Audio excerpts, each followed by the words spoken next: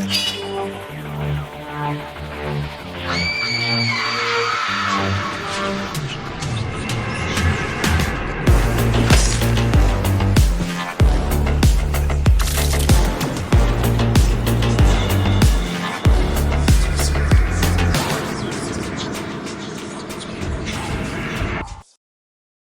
everybody, welcome to another episode of Fright Mic, or if you're new here, welcome. I'm Sam. I'm Liz. And we are rolling through with this theme for the new month. I guess not new month. We're rolling through the theme for the month. We are still talking about movie theater massacres, and we are coming with a fun, hot, fairly new one today. From 2020, we are bringing you The Last Matinee. It's an 80s throwback feel, giallo vibes. It's weird. It's set in 1993.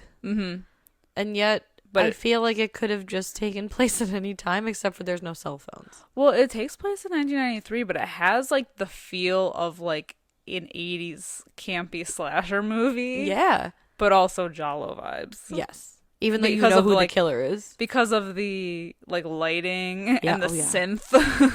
The lighting in this movie is so cool. It is really cool. Like, I like the way it was shot. This is really like, I feel like this is like such a tight movie because it's like an hour, 20 minutes, and it just goes straight for it. And it's so bloody. It's so bloody. Despite it all taking place relatively in the dark, you know, because you're watching a movie, there's just so much gore. Yeah, it takes a little bit to get going just because they have like only a few characters in this, so they want to like flush them out a bit before they start the killings, but once the killings start, they're brutal. Yeah. Also, this auditorium is like massive. Yeah. The fact that all these deaths can take place and no one knows. Right.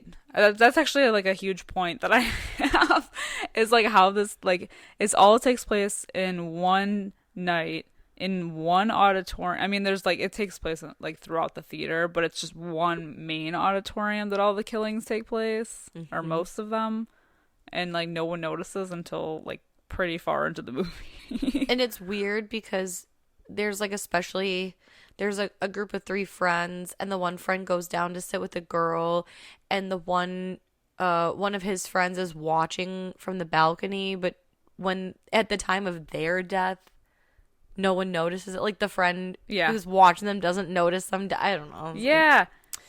Like, okay. Yeah. But you know, you can just tell that this director, like, when they do show the kills, they're just the detail to the gore and like the effects. You could just tell he's like really passionate about that kind of stuff. Oh yeah. He's like an effects master. It looks really wet. It's just so detailed. They really like hold that shot for like everything. Yeah. Oh, it's brutal. I love Some of it. them are pretty brutal. It's great. Oh my god. And none of these deaths are how I want to go. Yeah, so as you said, it came out in 2020. Currently has a 5.9 out of 10 on IMDb. It has an 86% on Rotten Tomatoes, which I felt like was really high. Yeah. Like, that's really high. And like, this is like a tight movie, but I just feel like it's not without its faults, and I feel like this score was higher than some other movies that I'm like, this is incredible. Yeah. I don't know. It is a little high. I think the only thing that I don't love about this movie is how long it takes to get, like, it gets going right away, but like there's just so many slower scenes in the beginning that take a little bit of time to get through, but then the payoff is good in the end. So I understand it, you know, like, yeah, I'm understanding with that. There's so few characters, and we don't really get to learn a ton about them, so it's like, I guess the beginning is slow because you're trying to at least establish why we should even care that they're in peril to begin with. Because otherwise, like, I don't care. I wish they didn't show the killer either. I wish that they had, like, I felt like he looked cooler when he was, like, kind of masked a little bit. Because they don't really, I don't know, like, when he's in the theater, like, looming in the shadows. And then once we do get a good look at him, he looks like a crazy person. Yeah. He is, like, insane. I guess there's no way they could have done it without showing him. I was going to say, I really don't have, I guess I never, like, it didn't bother me. that they Either showed way, him? because most of the time his face was concealed anyway because the theater's dark. Mm-hmm. So like I guess I never really thought about it. It never really bothered me. Yeah. I think But like I get what you're saying. I feel like they showed him too soon. Well, especially if they're gonna go for like a giallo vibe. Mm-hmm. Like you obviously know that the killer is. I mean, he's a patron. We know that from the beginning. Um, but like I think like with a giallo, it's like that mystery of who is it, Yeah. and we already go into it knowing that there is a kill. Like They don't make a mystery of it in a way right. because we don't know anyone going in. We don't get a backstory, so there like really is no mystery It's at kind of all. well, it's kind of like High Tension. If anyone has seen High Tension, they kind of like point straight away that there is a killer that will be taking part in this story. Mm-hmm. Whereas like I don't know if this like maybe if they were going for more of a giallo thing, you'd think it was one of the people that we were introduced, or I don't know, it'd be more of like a mystery. Yeah. The only mystery is like, why is this crazy person doing this? Yeah, but we don't even get like a why. Which I love. Yeah, like It's that's the just like thing. he's just decided This is like today's the the day. day. Today's the day. I'm just gonna walk in there and kill some people Yeah. and like trap them in there, and that's it. Like that's the backstory, and that's the story. I love it. We don't get anything else besides that. I Yeah. feel like sometimes you just don't even need it. No, and I've said that a lot on the podcast too. Like sometimes less is more. It's a Sometimes I popcorn don't flick. need it. Exactly. Hey. I like it. It's a bloody popcorn flick. Exactly. Yeah, I don't need a who, what, where, when, why, or how. I will say though that even though we do see the killer, like he is so gross. I mean, just the opening with him in the car with that gross ass jar of olives that he is holding. Ugh. Yeah, but I eat olives like that, so I was like, man, I relate. Like elbow deep in the jar. Well, I don't have I mean, it's not a Costco sized jar Is that it? I have. Is it? No. No, I swear to God. Oh. No, yeah, it's It's like pretty licking his whole yucky. hand. Yeah. But I do like the kind of one of the opening shots of this movie it like mimics one of the closing shots of this movie. Mm-hmm. So like in the beginning it's showing one of the last showings getting out while like our group of people are kind of coming in, and there's a kid who drops, I think it's like a bag of gumballs or I don't know, something, and the killer picks it up. So like we see like the gumballs like falling down the stairs, and this kid is like picking them up, and the killer hands it to him, the like one of the gumballs, and it's red and it's sitting in his hand, and it almost looks like the gumball's like staring at the camera kind of thing. And then at the end it's like really cool how we get It all like the comes same back. shot. Yeah. We'll talk more about that when we get there, but Mm-hmm. In a better way. oh yeah, it's very cool. Yeah. We don't really know people's names right away. Like everybody in the theater, other than Anna, who's our her father is like the projectionist of this theater, and she goes to basically like relieve him because he's not feeling well. So Yeah, I think they allude to the fact that he had a heart attack, and the projectionist who was supposed to relieve him of his duties decided to call off last minute. So Anna's like, "No, I called you a cab. You get the hell out of here." And I like that he's like, "You don't know what you're doing." She's like, I've seen you do it enough. I'll be fine." I just, I don't think no matter how many times I've watched somebody do that job, I couldn't do that job. oh yeah. Yeah. Just from like sight alone. Mm-hmm. Plus, I'd be so nervous. Like, he's like, "Oh, well, what if there's like a one-off incident?" And she's like, I'll be fine. I'll figure it out. Those like never happen. And like with my luck, I would just know that would be the And night. it does happen. It does happen. The exact thing that he says would happen ends up happening, Yeah. but it's fine. It just gives me PTSD from our movie theater days. Yeah. I mean, I never had to do that, but No. I've seen it be done. Yeah. And it's very complex. Yeah. Remember when they would like lace all the movies together? Mm-hmm. Yeah. Insane. That's crazy. It looked like one of those like like in a bank vault with like the lasers, but it Oh would just yeah, be film everywhere. it's true. It's like true. flying everywhere, and you had to like Mm-hmm. avoid touching it. Mm-hmm. Yeah, it was crazy. Yeah. That was a lot bigger. This seems to be like a theater that's only like one screen. And it's like, I mean, it's supposed to be in 1993, so it's like a very, I don't know. It kind of reminds me of the theater from Inglourious Bastards. Yeah. Yeah. Like it's very small. Yeah. It's not such a complex thing. Yeah, I don't know. It looks like there's one screen, but I don't know if they just play one movie at a time I think so. or what, or if maybe we're only shown this. But the whole theater doesn't seem very large. Like No, it's the not. auditorium itself seems huge, Mm-hmm. but we really only see a little bit of the lobby, like a very little bit of the lobby. There's not even anyone working in the lobby. No. Like throughout the movie. Yeah. Like no one is like dishing out popcorn. No. Yeah, Yeah, we don't see a ton. We see the ticket booth, mm-hmm. and then the And then rolling she gate. leaves. Yeah. Yeah. Yeah, and the dickhead. I don't know what he is. He's like an usher / manager. I don't think he's a manager. Then why does he have keys? Because he's the one that has the keys. Probably because I mean, I wonder if he's like a supervisor or something. Maybe. Yeah, he's weird. Who the hell knows? Yeah, he's a weird dude. Mauricio. Is his name. Mauricio. Yeah, so there's Anna who's like up in the projection booth, and then there's a couple that comes in. It's a couple, a homeless, like a crazy homeless guy, an elderly man, and then a group of 3 teenagers, and then a separate girl teenager. And then a little kid. And then a who's, little like kid hiding who's out. sneaking in there. And I don't know. I think this couple, they're on their like their first date or something, but she clearly is not interested and doesn't want to be there. And she gives him shit because she's like, "What are we even watching anyway?" And he's like, "Oh, I don't know. It says it's like suspense and horror." Frankenstein, Day of the Beast.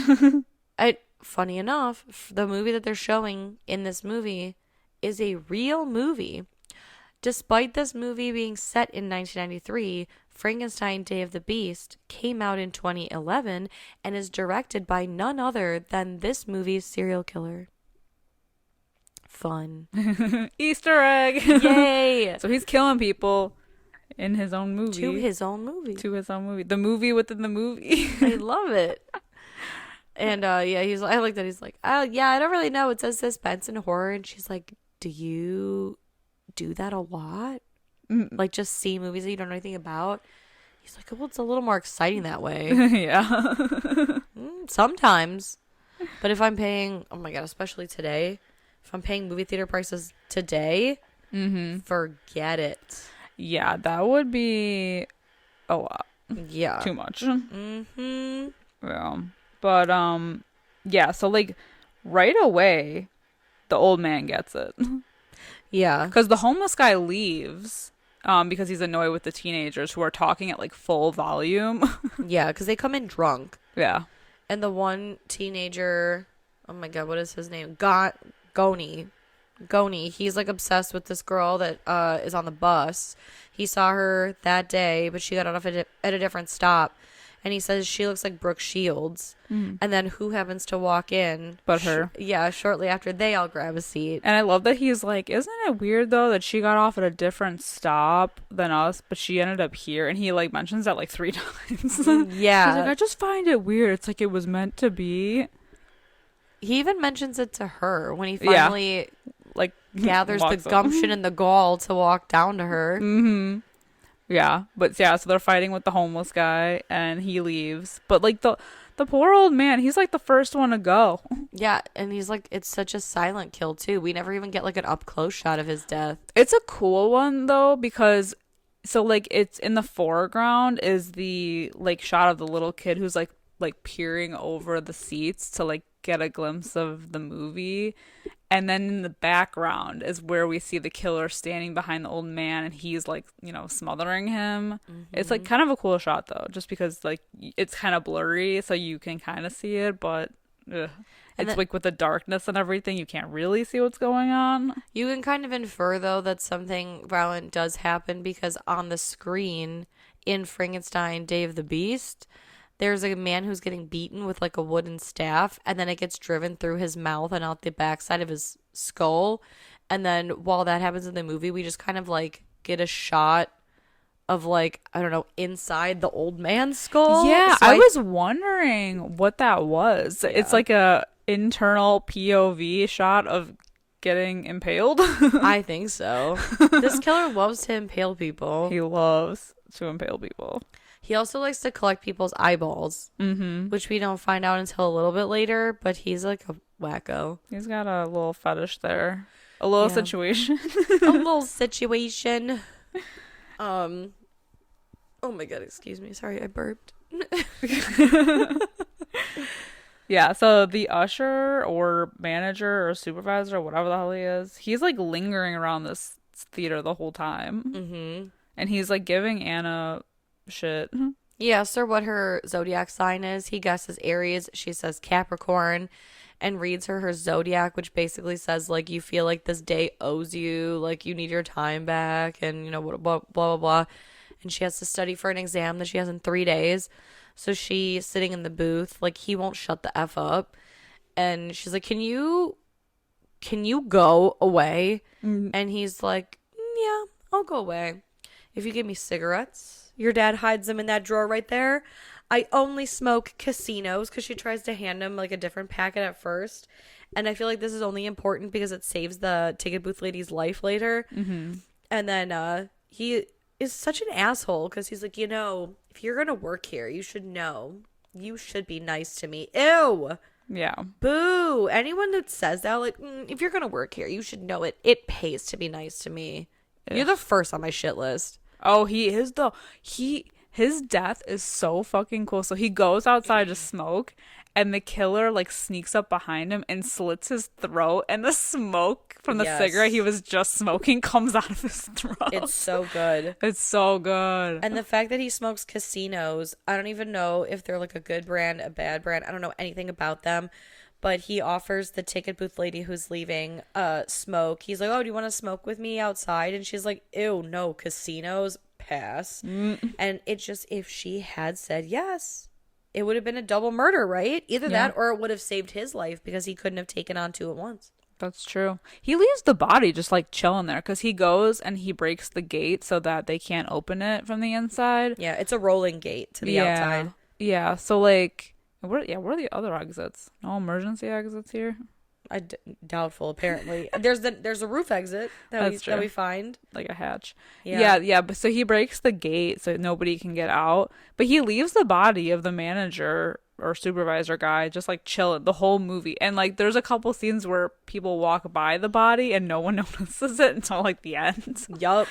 Oh my god. Anna even has a close call because right before Mauricio leaves to go smoke the cigarette, he tells Anna, he gets really cranky when he gets bored, and he gets bored easily when no one talks to him. But then he says he's going to go take a nap in the theater, in the auditorium.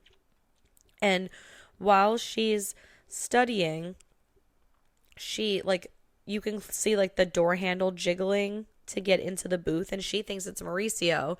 So she's like, please go away, like, you're not coming in here. And then the door handle stops moving, but she's curious, and she opens the door to see who it is. No one's there. And then this like alarm's going off, and she can't figure out how to turn it off. So she goes looking for Mauricio, and she's shouting his name, like looking for him. Are you in the bathroom? And just as she's about to discover the body, she's like, oh wait, you said you're sleeping in the auditorium. And like, oh, missed You're it so by that close. much. I like that she just hits the alarm against the wall too to turn it off. She's like, fuck it. Yeah. And then like we get so many different shots of each person, like each character. So like the couple is in the theater and she just like randomly starts giving him a hand job. Yeah, well, first she tries to ditch out. Well, she keeps smoking too. Yeah, because Mauricio tells her that she can't smoke inside. She won't stop chain smoking. Yeah, she won't stop chain smoking, and she tries to get out of the date by saying that I just remembered I have a birthday party to go to for my aunt. And he's like, right now? And then I think she feels bad, like a little bit. So she's like, oh, it's not till later. I think I could stay and finish the movie. And then just decides that, I guess she likes him enough to jerk him off. Yeah. like right then and there. And then the teenagers, the one guy's like, I want to go talk to the girl, the Brooke Shields lookalike. So he's trying to like work up the nerve to do it. So he finally does go, and he's talking to her, and apparently she got stood up or something, and she's a little moody, but he ends up talking to her, and like they just start kissing. Yeah, but I think it's so funny because they like it's really like such an ideal situation because he likes her so much, and she's like, "Oh, you're really funny, but like you're really stupid." And he's like, "My friends think that too," and you know whatever. And she says something about like, "Oh, you've never like talked to a girl like this before." Well, I bet you've never made out with a girl in a movie theater. But then it like zooms in on their mouths as if to, like to show the passion, and they're like, I feel like they're barely touching lips, like they're like, They're hovering. they're literally, yes, like they're barely like grazing each other's lips, and the guy's like, wow, like it was the most sloppy, like passionate makeout, but they're barely touching mouths. Aww. And he's like, that's the greatest moment of my life. And so they go to like barely fucking kiss again, and they get Skewered. together Kabobbed. through the mouth It's so good. with like it one looks so long cool. I don't even know what that is. I don't know what it is either. It's like a bar. A I don't bar know. with like a handle on the end. I don't know. It's like a fucking kebab. Yeah, It's a human kebab. It looks so cool though. it does. It's like very juicy. Oh, and God, and like the blood that's like leaking out of them like goes, because it's like, like the theater's on a slant, so it starts like sliding towards the kid, and he doesn't notice right away. It's so good. Oh, It's so. but the fact that no one notices right away, because the killer was standing right behind them the whole time, and it's not until like the other friend, like the girl in the teen group, Angela. yeah, she looks down, and she's like, that's not right. Like, they haven't moved in 10 minutes. Like, they were making out, but like something isn't right. Mm-hmm. Oh my God. I know. Yeah, that's the thing. Like, she can see them. But like while these killings are going on, so they kill that old man, and I guess he gets smothered or stabbed and then stabbed through the head. I don't really know, but no one hears that one, and you're thinking like, oh, okay, maybe it was a loud part of the movie. But then when these two get skewered together through the mouth with like a big iron bar, again, it's going through two skulls. Mm-hmm. No one hears a thing. No one sees anything. Still unbelievable. That's crazy. Yeah. So the guy who jizzes his pants Literally. goes into the bathroom to clean up. I fucking love this though, because he is looking for the bathroom, and the killer, after he kills Mauricio, wipes his his knife or whatever it was on newspapers and throws them to the ground. And so this guy with the jizz in his pants, he slips on the newspaper, falls, and gets like a bloody mark on his butt, but doesn't know it. And Anna runs into him while she's also looking for Mauricio, and he's like, where's the bathroom? She points right behind him. She's like, right there. And then she sees the blood stain. She says, you have like a stain. And he thinks that she's referring to the big wet crotch stain that he has. And he's like, it's from the rain. And it's, oh my God, it's so funny. There's humor in there. Yeah, there's like humor sprinkled in this movie. But she finds the newspaper that's bloody, which is like basically like a trail into the theater, because she's like walking in with the flashlight, and she sees blood on like the railing and the seats, and she's looking around, and like she sees the bag that the killer came in with, but she doesn't see him. Well, she kind of sees him. She gets like a glimpse of him, but then he disappears. Yeah, so like she kind of feels like something's going on. But then she goes back up to the booth, and she's like, no, you're just like freaking yourself out, because it is like a super rainy, stormy day as well. So she's like, no, you're just freaking yourself out. But we cut back to our friend in the bathroom. Jizz guy. Yeah, he's trying to clean himself up. And he doesn't even notice the stain right away. No, he's so busy focusing on his wet crotch that like it's not until he finds himself kind of gathering himself together and tucking his shirt in his pants that he notices the blood, and he finds like the smallest, like literally the world's smallest scrap of toilet paper. Oh yeah. And tries to use it. Definitely one ply. Yeah, honestly. And then he hears somebody coming in, so his instinct is to hide. I guess because he has the stains on now his front and his like back. he's embarrassed. But it's just like so sad because he gets got, man. Yeah, he stands on top of a toilet that's like overflowed. Yeah, what is up with this bathroom? I don't know. It's like flooding. It's like very wet. It's like it feels like something out of Saw. I don't know, but the killer smashes his head first into the stall door and then the floor, and his teeth fly out. I know, and like I just keep thinking like I would hate to have. Oh, sorry, my cat's saying hi. I'd hate to have like that happen to me in general, but like on the floor of a men's bathroom that's flooded. Oh God, yuckas! I could not think of anything more disgusting. Well, he doesn't have to think about it for very long because he gets fucked. Yeah, no, he's dead pretty quick. It's brutal. Poor guy. Yeah, he gets stabbed in the heart. Yeah. Yeah. So, I think by now the teen girls noticed that the couple, her friend and the Brooke Shields lookalike haven't moved in a while, so she decides to go investigate. And of course, she's like coming down the stairs in this like the world's most massive auditorium to see what's going on between the two of them, and the projector goes haywire, and if like the frame gets stuck in front of the projector thing or something, so it burns up, malfunctions. Anna is like, oh no, that thing that never happens. So while she's trying to fix it, the auditorium's kind of like lit up for a second. So she really sees. She sees the carnage. And at the same time that she notices this, the killer is now behind the woman of the couple, and he fucks her up too. See, I think he stabs her in the chest. And Angela. And she finally can see that too. Yeah. Angela, the like younger girl, she sees them, or like, you know, the killer killing this woman. So she's freaked the fuck out. Anna hears the screaming and commotion and thinks that it's people upset about the movie. So she's like, 1 second. And Angela's friend, so the third of the group, Esteban, they called him Taya, I believe. Also, I should mention this movie is a Spanish movie. Oh, yeah.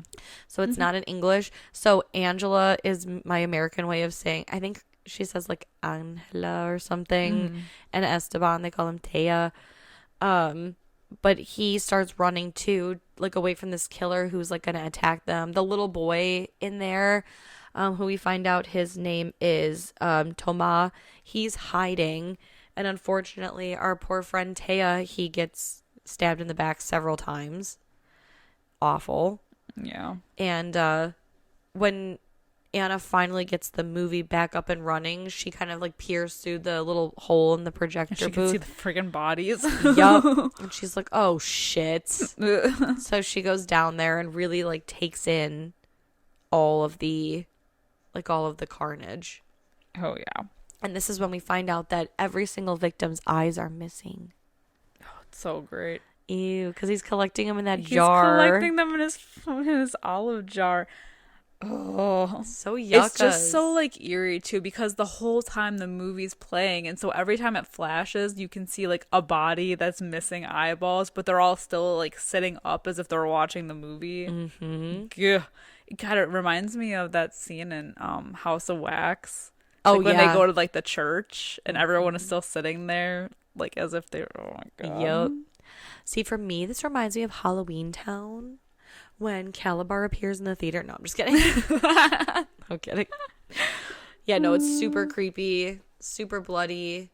I do think it's great. So, like, Angela runs, and she realizes that the rolling door... It's it's messed fucked. up. She's screaming for help, and the killer appears behind her, and when he's gonna go kill her, she grabs, like, a fire extinguisher, and she sprays him in the face, and then beats him in the back of the head, but which is good, smart move, but like she doesn't double tap. You every just time beat the shit out of him. Every time they have the upper hand in this movie, which is like a couple times, they never follow through. That's always mistake number one. If your life is in danger, you just fucking beat them, stab them, shoot them, whatever, until you are so sure that they're dead. Like shoot to kill kind of thing. Yeah, because even when they were fighting him off in the theater itself, they had the upper hand at one point, and it's still nothing. Still, oh my God. So she beats him over the head, and then she takes the fire extinguisher with her, which is smart, and she runs into Anna, and the killer approaches, and they like basically get into a struggle, the killer and Anna, and she's telling Angela to like beat him on the head, which he does, and they lock him in the theater and then go to find a phone. And the phone is in the ticket booth. Which and was like smashed. yeah. Well, it's funny because it's like an ironic thing, right? Because they go to the ticket booth, and they see, so Anna sees Mauricio's body, but realizes that he's got the keys. So she grabs the keys from him and is trying each key in the door to the ticket booth. And this Angela gets super impatient, and she throws the fire extinguisher through the window of the ticket booth. And Anna's like, you have to stop. Like, you're cutting your arms all up with the glass. Like, please just be patient. Like, if you lose your mind, like, he'll get the upper hand kind of thing. Like, we have to keep our cool or we're going to lose our lives. And when they finally get in with the key, they realize that her throwing the fire extinguisher basically destroyed the phone. Like, it Oh, knocked is that the what it phone. was? Okay. Yeah. I thought they like she broke the glass and then looked down and noticed it was fucked up. No. Oh, God. Yeah. She killed them. She fucked it up. So they're like, Anna's like, don't worry, there's another phone in the booth. Like, we'll go to the projector booth. But while they're passing the auditorium that they locked the killer in, they hear a child. And Anna's like, Anna goes straight for her. She doesn't even hesitate. Like, Angela's like, what are you doing? And she's like, there's a fucking kid in there. I gotta go. Anna's a badass. She goes straight for him. And the kid is like running for his life. Anna gets in there, gets that kid. I mean, like, really gets like down to business. And she stabs. So she takes a shard of glass from the broken window in the ticket booth for protection. And when she grabs the kid Thomas and gets him out of the auditorium, she says something to him about him like being a piece of shit, and then she stabs him in the eye. So good. Oh, God. Oh, this scene is so disgusting. So he pulls out the glass, and his eye basically like comes out with it. Oh, and it's like held on by like a string, which he then cuts off with the oh my God. Because you gotta collect them eyeballs even if they're his. Oh my God. It's brutal. It's so brutal. Oh, God. I do appreciate, though, that even when he cuts his own eyeball off, they have him screaming in pain. Because I feel like in a lot of these movies, when killers do this shit to themselves, they, like, never say anything. But he's so fucked up in this movie. Oh, yeah. This dude is so fucked. He's depraved. Oh, my God. Oh, yeah. It's like he enjoys, like, the pain. He's a sicko. Oh, my God. He is, like... Yeah. Yeah. He's a lot. But I do appreciate the three of them do make it to the projection booth, and they do call the police. They do. They The police take forever to get there, though. Yeah, that's true. I mean, by this point, there's really only like 15 minutes left of the movie, but like, yeah, they take their sweet time. Mm-hmm. Yeah, but he gets into the projection booth and goes after them, and this is when they kind of like split up because now they're all just like running for their lives. Yeah, Thomas takes off. Anna takes off after Thomas. Angela goes the other way. And poor Angela, man. She gets it bad. Yeah. She gets dragged by the hair and... Because she almost makes it to the roof. She opens the hatch, but he grabs her down. And then I'm not really sure what it is in the projection room. Like, it's part of the projector that he's beating her head in with. Yeah, he beats her head and then burns it on like the bulb, I think. Yeah. And like the blood is just like running spraying down all over the reel. Yeah. Oh, but we didn't cool even though. like mention the fact that he like when he got into the room and he has the jar of eyeballs. Oh yeah. That he's been like plucking out of the dead bodies and how he eats one. Disgusting. Ugh. Disgusting. So he collects Angela's. It's the texture for me. God. I know. It's so nasty. He's a fucking freak. They just like really take their time with the gore in this movie, like just being like way over the top and just like, oh. Yeah. Man, Yeah. respect. Right? Dude, it's sick. This is yuccas. It Oh is man. yuccas. It is. This guy is such an interesting dude. It's fun though. It is I fun. like this killer. I mean, I like him as a killer, Mm-hmm. you know. Anna does end up finding Toma, and she basically, I just love this because they go into the auditorium and there's blood all over the screen from Angela, and she keeps telling Toma like, "Oh, look down at your feet, look down at your feet." And every chance this motherfucker gets, he's like popping his eyes up, to look. And I don't know if that's like the actor or if that was like a direction, like that he won't stop looking up or whatever. But I just love that It's she's that like, morbid curiosity. right. Because he was like that the whole movie. Oh yeah, that's He was why like having a hard time watching it, but he still like wasn't looking away. yeah. And she sits him down on a stair while she's like, just sit right here, keep looking at your feet. I'm gonna go get something. I'll be right back. And she goes and she takes whatever stick thing that was driven through Gomi and the Brooke Shields girls' like heads, and she pulls it Oh out. man, they flop back. Think of the smell. Oh, Think of the smell. But now imagine how hard that would be to pull out. I couldn't even imagine. I don't have the upper body strength Like for that. 2 human heads. Yeah, that's crazy. Yeah. I know. But yeah, she takes it. Now she has a weapon of her own. And they decide for whatever reason to leave the auditorium. And they're going down to like the front gate. And the killer pops out of the bathroom. And looks like he takes like a slice at Anna's back. Yeah. She kind of stumbles down. But wow. Oh, and then I think this is when the jar of eyeballs. Yeah. The jar of eyeballs spills down or breaks and smashes down the stairs. So all the eyeballs go like tumbling down each step, which is like the same as the gumballs or whatever from the beginning of the movie. Yeah. Yuck.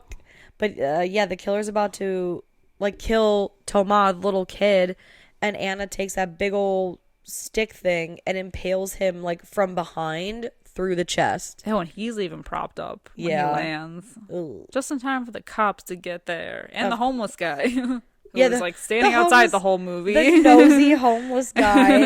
And it's so crazy because there's like an eyeball staring kind of like right at Toma, and he's staring at it, and it almost feels like the killer is looking. And it just reminded me of like the shot in the beginning where he hands the little kid the red gumball, and it's almost like this gumball is like staring at him, and now this eyeball is staring at Toma. Ugh. Yuccas. But it's like a really short, concise, Like fun little movie. Yeah, it is fun. Yeah. Yeah, like there's not like a whole lot of backstory on anything like we mentioned, but it's still like it's just a fun time, really gory, and it's like a quick, fun little movie. I agree. It's something fun to like throw on if you're looking for just like an easy slasher kind of It'd be thing. fun to watch with friends. Yeah.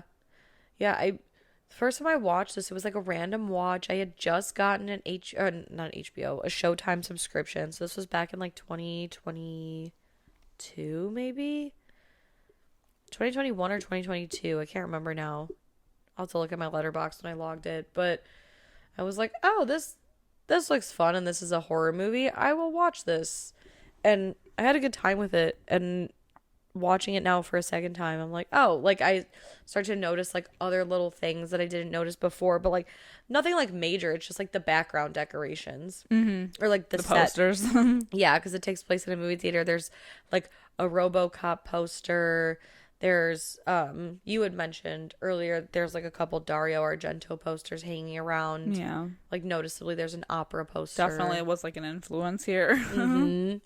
And then I did not notice this myself, but this was an IMDb fun fact that there is a poster somewhere in the movie there's a poster of a movie in this movie for a movie called Absurd.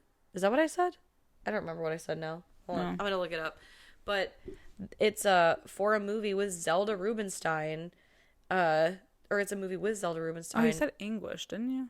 Huh? English? Anguish. That's Yeah. what I said. Yes. And I'd never heard of it before, but supposedly Zelda Rubinstein plays like an overbearing mom who uses mind control to get her son to kill people, and it takes place in a movie theater. And I was like, oh, how fun is that? Hey, I'm telling you, man, they need more movie theater killer movies. They do. They're just so fun. I know. It's a fun location. Like mall, like the same thing with the mall, like when we were doing mall I love that mall themes theme. stuff. Yeah, That was so much fun. it was. Anyway. In a theater, you can be concealed in the dark. Now we have those recliners. Can you imagine a killer just like There would be hiding no way. There would be no way to get away. It's I mean, true. people are mostly reclined. There's no way. How would the killer even get to them? He'd be tripping over like recliners. That's true. Well, you come from, yeah. If it's like a dead ass movie, you come from behind, slit the throat. I mean, Most people have blankets nowadays anyway. I don't understand people carrying the blankets. yeah, it's really to a theater. gross. Yeah. It's gross to me. Well, especially because like a blanket to me, I would just fall asleep. Well, that too. You know, Well, I'm not paying $15 to sleep in public. and I feel like I try because like I was trying to think about the last time like even like you and I saw a movie that was like relatively empty, and even though like the movie was empty and we kind of sat near the back, I felt like I was still really aware of everybody else that was in there, all like four people or whatever. So all these people not noticing what's going on, especially when the killer's like standing there with a freaking skewer. Like, I'm sorry, that auditorium looked big, but no auditorium is that big where like I'm not gonna notice Something happening. something like that. Yeah, Right. So weird. it's crazy. Mm-hmm. But Oh man. yeah. All right, let's get to our ratings. Oh yeah, I almost forgot about that. I know. So according to my Letterboxd back in the day, I rated it a 3 out of 5, and I think my opinion has not changed on that. So I'm gonna go 3 out of 5. Yeah, so was mine. Hey, look at that. I think I watched this around when it came out because I remember it was on Shudder. Interesting. So yeah, my opinion really hasn't changed either. I mean, I really like the movie. I'm also giving it a 3 out of 5. I think it's a fun little movie. If anyone hasn't seen it and is interested in seeing it, it is for free on Tubi and Freevee. Yay. So yay. Yay, Go watch free, it. Free to all. Yay. Yeah, it's fun. There's Definitely. not a lot to it, but it's still fun. Sometimes that's all you need. Like this is what I'm talking about when I say like that movie could have been like 10 minutes shorter or whatever. Yeah, Like I feel like we say that every movie. I know, but it's just too long. this movie perfect length. I feel like other than like the beginning kind of like you needing to get into the action a little bit, like it's a perfectly paced movie. I think that's the thing too, is like it does start off a little slow, but I think that's where the humor is with like the couple and like the teenage, like that's where the humor comes in. So I think that it's nice to have that little build up Exactly. there. You know, it makes sense. Right. Well, and like I think I said earlier, I feel like you kind of have to have at least a little bit of that, like getting to know the characters as they file in. Otherwise, I don't really care. Like, why are we here? Yeah. Yeah, no, I agree. But these are just our opinions on The Last Matinee from 2020. Let us know what you guys think of this fun little film.